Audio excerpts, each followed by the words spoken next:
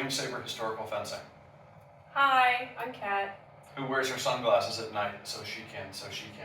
No, this future's so bright I've got to wear shades. Have you seen the 2020s timeline? No, because I'm wearing sunglasses. Very smart move. We are starting a video series on Gustav Arlow.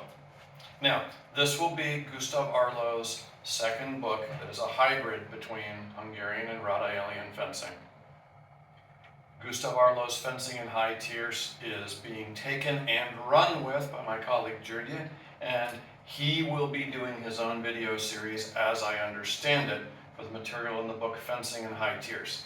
So I'm not going to steal his thunder by jumping in and making videos on stuff he's working. Instead, he's either going to make his own channel, or I'm going to beg, whine, and plead for him to stick it in hours under the Friends of the School playlist. We'll see what he says. All right. This is going to be pretty step by step, with the exception that we're not going to break out how to do advances, lunges, balestras, those sort of things, because for the most part, Arlow's stuff is very traditional. We don't need spare video on it. We will talk about some concepts later to help make distinctions. For example, the rohan, and what the hell is a charge, and what do Hungarians mean by the charge, rather than, say, the balestra lunge. For right now, today, we're going to work on basic cutting drills. You must practice these. You must practice the snot out of these.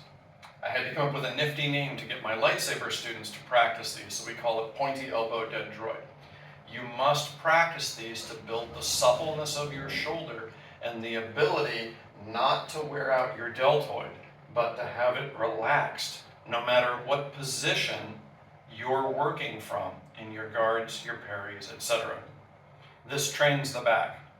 Honestly speaking, if I hadn't collected so many donuts, I'd just have my back pointed at the camera so you guys could see the musculature working and get an idea of how that runs.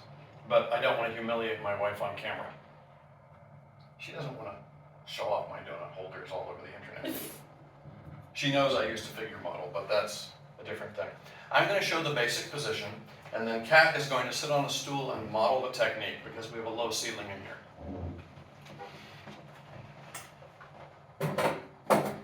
So the first cutting drill, I'm going to get in my practice stance, which is literally just one foot to the side, one toe pointing towards my target, left shoulder pulled back. Why are we practicing in this? Because for some of you, this will already be a challenge. This will give some of you fits in terms of what do we do with the hips and how to get it to where you're comfortable being able to stand in this arrangement. I've got a fighter's friend video with a gentleman who had that problem. So if this bugs you and you recognize yourself in this picture, when that comes out, check out the fighter's friend video on stance positions. From here, the deltoid is to be relaxed as possible. What Kat is going to do is a pendulum-like movement, and she's going to make this cut at the head come in as relaxed a manner as possible as her forearm is concerned. Now, I've got a video on grips, so we don't have to reinvent the wheel, but we're still dealing with the Italian grip. Go check the grip video in case you need a review. This is very important. You are training yourself to use the hypothenar eminence here so that you don't wear out your hands. You should be able to bust out 1,000 cuts in 18 minutes, roughly. That's 1 cut per second, without your hands cramping up. And I strongly recommend that when you're starting Arlow, you do bust out 1,000 cuts in one of the various cuts we're going to show before you move on to the next. Okay, so I'm going to get out of frame, and Kat is going to model the action. So for right now, just so no one gets really bad habits imitating you, can you turn yourself in such a way that that left shoulder is pulled really far back?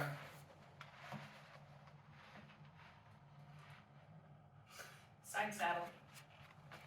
Side saddle is fine because Okay, we're just adjusting for the ceiling. So we're doing A straight swing, yep. Now notice, as the blade moves, Kat's shoulder is working, but Kat's shoulder is not working very hard. The muscle tonus is getting changed. And notice how soft her tricep is. You can see that the tricep is loose enough that it's actually hanging down a bit. It is not being aggressively fired like weightlifting. Watch how the bicep gets longer as she throws this cut. This is important. She is relaxing her bicep in order to allow her cut to have more power. When she comes back up, she relaxes the tricep. So as you do this, you should think of those arm muscles being in a position in a case of, I relax to make the movement, I relax to make the movement, I relax to make the movement. You can increase your strength simply by training yourself to relax inside your form and getting your muscle antagonists out of the way. This is really, really helpful. If you would like to get stronger without lifting a single weight, this is how you do it.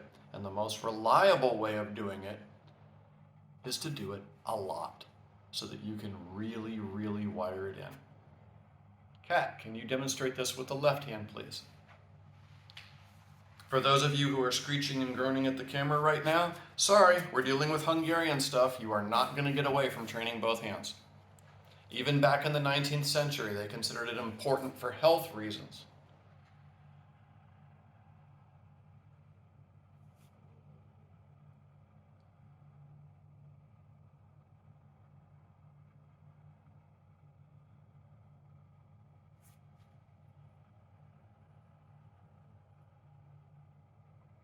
Notice there's no bunching of the neck muscles as she makes the movement.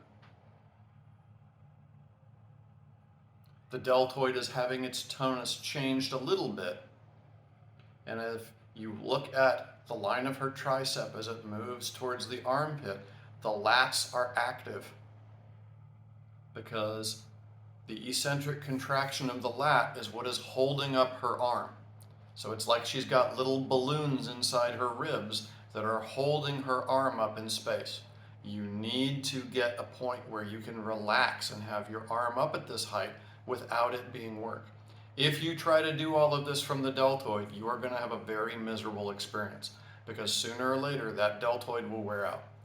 The deltoid is a supporting muscle, not a primary power muscle, and its job is primarily keep the arm from getting dislocated.